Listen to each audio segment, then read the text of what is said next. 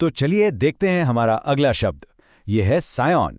जैसा कि आप देख ही रहे हैं, ये एक नाउन है। अब इसका मतलब क्या है? बिल्कुल सिंपल है। इसका मतलब है किसी बहुत ही जाने माने, अमीर या पावरफुल फैमिली का वंशज। जैसे सोचिए किसी बड़े बिजनेस एम्पायर का वारिस या किसी रॉयल फैमिली का उत्तराधिकारी। चलिए इसको एक सेंटेंस में यूज करके देखते हैं। ध्यान से सुनिए। He was the scion of a wealthy banking family. तो इस सेंटेंस का क्या मतलब हुआ? इसका मतलब है कि वो एक बहुत ही रिच बैंकिंग फैमिली, यानी जिनका बैंकिंग का बिजनेस था, उनका वंशज था।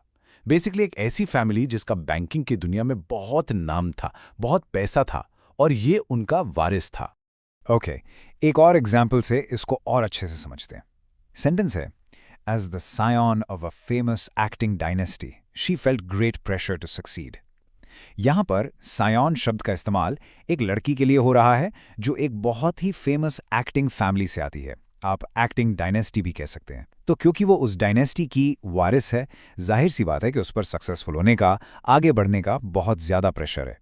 चलिए एक आखिरी एग्जाम्पल देखते हैं। The young scion was expected to take over the family's global business empire. यहां पर देखिए, यंग सायॉन बोला गया है। इसका मतलब है उस फैमिली का नौजवान वारिस। तो उससे ये एक्सपेक्टेशन है, ये उम्मीद है कि वो आगे जाकर अपने परिवार का जो इतना बड़ा ग्लोबल बिजनेस एम्पायर है, उसे संभालेगा। मतलब वो उस एम्पायर का फ्यूचर बॉस या लीडर है। अच्छा, एक बहुत इंटरेस्टिंग चीज ये है कि आपको ये वर्ड सायॉन न्यूज हेडलाइंस में काफी देखने को मिलेगा। जैसे कि ये देखिए, scion of auto dynasty announces new tech venture.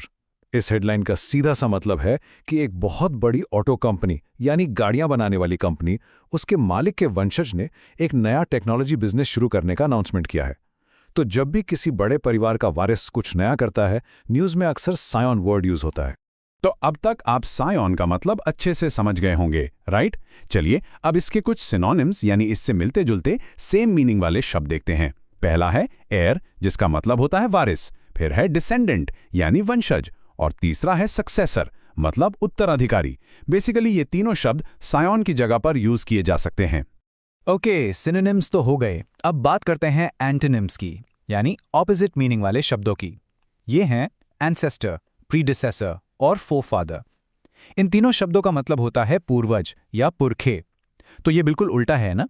जहां सायन का मतलब है वंशज, जो आगे की जनरेशन है, वहीं ये शब्द पूर्वजों के बारे में है, यानी पिछली जनरेशन के बारे में।